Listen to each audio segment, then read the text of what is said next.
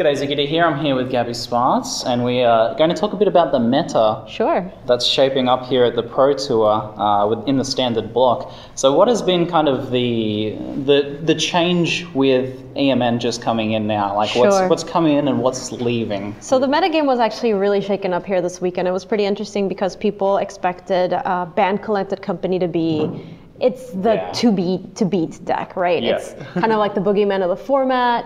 The mirrors take a very long time to play. They're grindy, they're long. And so when players were building their decks and bringing their decks for this weekend, they were looking for a deck that could beat that. Yeah. And so everybody and everywhere around the world is kind of looking at this Pro Tour expecting, how do we beat Bant Company, right? Like we have to beat this deck.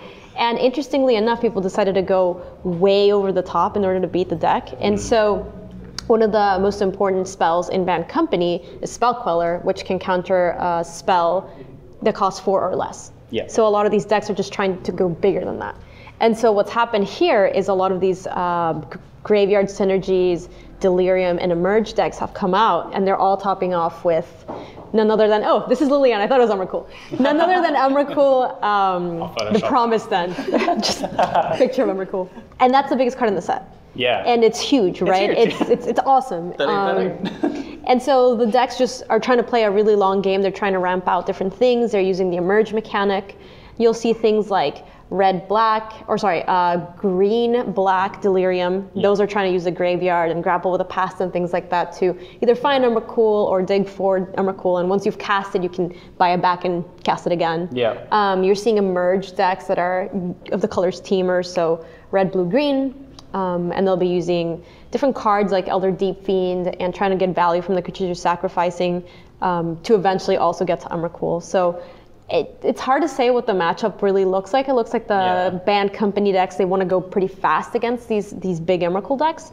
But these big Emrakul decks were made to beat them. So we actually are seeing in the top 8 a lot of that same matchup. We're seeing Bant Company versus the Delirium and Emerge decks. Yeah, so we're seeing a lot of those kind of big colorless creatures coming out for Emerge, and then Emrakul as well. How are they kind of surviving until that point, though? Because you have to survive until you can get those big creatures out against a very aggressive deck like Bant. Exactly. So depending on which colors you're playing, there's either different board sweeps or creatures that you can play to kind of slow your opponent down. So the red-green decks are trying to play things like Gnarlwood Dryad, which is a 1-mana 1/1 with Death Touch, and if it has Delirium, it's a 3/3. So that guy trades with anything, right? So these aggro decks are coming at you, they're sending their creatures, and you just block with Gnarlwood Dryad. You kill a good creature, yours only costs 1 mana. In the meantime, you're slowing down the game, and eventually get to Emrakul. If you're playing something like red, you can play Kozilek's Return, and Kozilek's Return has an awesome interaction with the big Emerge creatures because you can cast it to kill their small creatures, get it in the graveyard, and then once you cast your big Eldrazi creature, it'll trigger the backside of it, and you can cast it to deal everything 5 damage. So against the Bant Company decks, you just decimate their board. So it's got that kind of repeating effect early game and then a little bit later. Yes, it'll help you, and it helps you at the beginning of the game, later in the game. It just keeps you alive until you have these big Eldrazi creatures, and then you cast Emrakul, and then you're like, okay, kill your whole board. We've been seeing a lot of green as well. I noticed like green's pretty much everything. 90% of decks are running green at the moment. Why is that? So most of the graveyard effects and most of the things that provide the engine for these graveyard decks, the cards are green. You have cards like Grapple with the Past, you have Vessel of Nascency, and these cards just are able to fuel and get stuff in your graveyard. Gather the Pack is another one. So between all of these, you're just fueling the graveyard, and a lot of the payout cards are green too. So you have Gnarlwood Dryad keeps you around, and a lot of the big Emerge creatures, they'll be blue. So that's why you're seeing some of that Temur splashing red for Kozilek's Return. But at its core, you want to have a green deck because this is how you get the engine rolling. Yeah, so you, at the same time as you're getting Delirium and Delirium effects by getting all those creatures in the graveyard, all those different card types in the graveyard, they're then building up for Emrakul as well. So a card like Grim Flayer, for example, great way to get Delirium going, great payout if you actually have Delirium, and it's a green card, green-black. Yeah, it's doing everything that you pretty much need, right? Exactly. We're also seeing, like, as much as all the hype is about Emrakul, we're seeing almost the same numbers of Ishkana running as well. There's a lot of Ishkana running around. So once you've already constructed your deck and you have things that care about having Delirium, then you have a big payout card in the form of Ishkana. So Ishkana is legendary, so you can only have 1 out in play, but she brings in 3 baby spiders if Delirium is online. So, like we're talking, if you're trying to stabilize and, you know, stop your opponent from attacking, playing Ishkana and getting an additional 3 creatures, that's a pretty good way to stop the attack. So great payout, and it's a nice point at the top of your curve where you can just slow down your opponent. I've seen people playing Ishkana on top of Ishkana just to get spiders. Just get the spiders. Yeah, it's nice because the decks can recur so many of their creatures, and they can do it so easily. They're like, oh, just another Ishkana, get more spiders, buy it back again. We're seeing a lot of interesting situations as well where people are playing Emrakul and then it's being Reflector Mage back. But like, you don't want to do that because then they're going to take your turn again. Right? We're seeing a lot of kind of interesting back and forth. It's a really weird situation because most of the time you're like, Reflector Mage, go away card, this is great. But you're put into the situation where Emrakul is a 13/13 flying trample protection from instants. So it's very difficult to kill. You're not really blocking it and you're dying very quickly. You know, you'll die in 2 turns from it.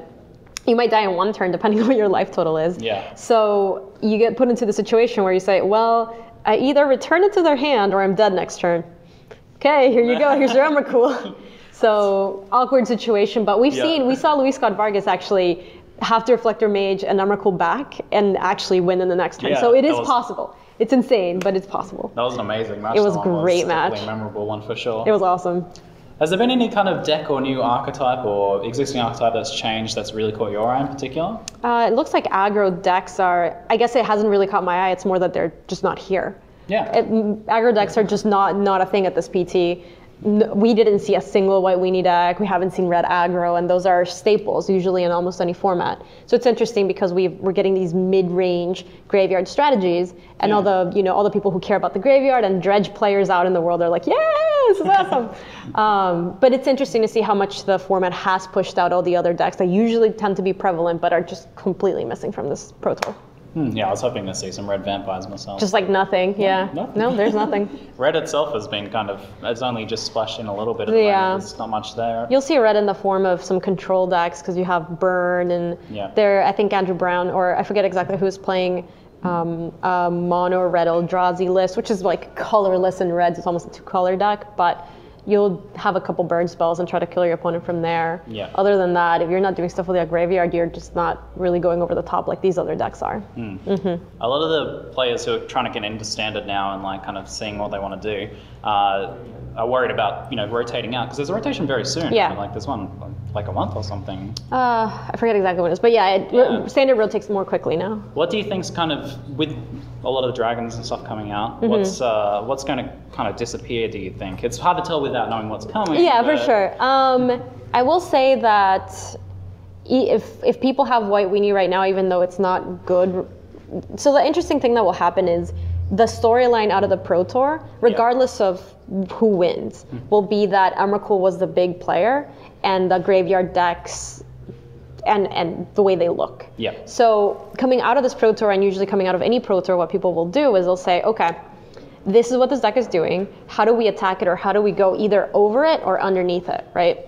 So going over it would be doing something even bigger than Emrakul. Currently, there's no real way to do that, right? So you can't really go bigger than these decks.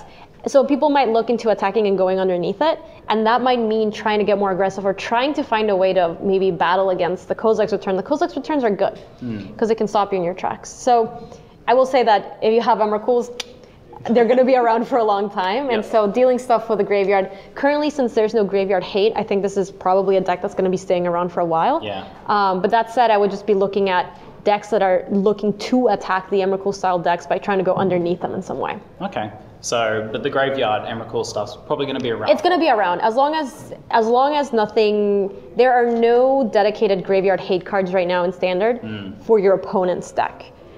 There's just nothing. And usually you have 1 or 2 things that kind of keep it in check. But without anything like that right now, these decks just go around and they're like, yeah, I get everything out of my graveyard. And once they print something, if that's coming in the next set, to hose the graveyard in some way, that'll keep it in check. But as long as there's nothing like that, these decks are just going to be very common. So something, either playing one of these decks or playing something that's good against them is something that you can have in standard for a while. Very good. Thank you very much for your time. Very nice to meet you. Cheers. To most people's surprise, it was actually a white-black control deck run by Lucas Blowhorn that ended up taking the top spot in the Pro Tour. In fact, the final matches were against one of the dominant Temur Emerge decks running Emrakul, and it was a convincing 3-0 victory for white-black control.